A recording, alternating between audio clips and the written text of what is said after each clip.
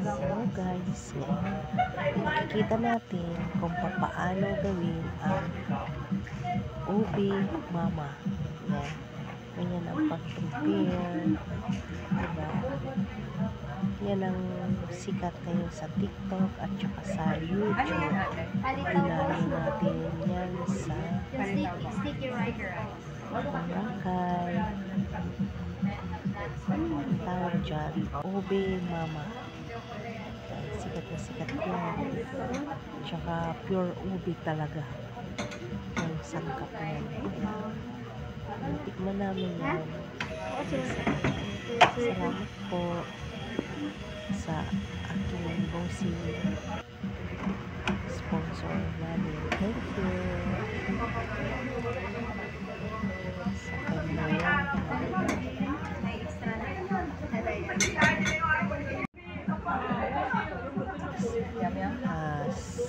Sekreto kasi yung ingredient yan. Kaya yung napapanood natin yung paano i-prepare. Simple pag-prepare lang ubi mama. Kasi ito na yung gumamaan. Dinadami talaga.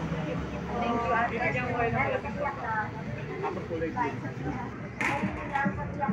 Walo yung kapatid niya.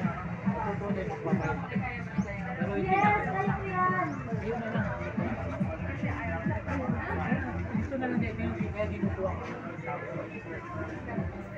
3-8 lahat na kayo. Kaya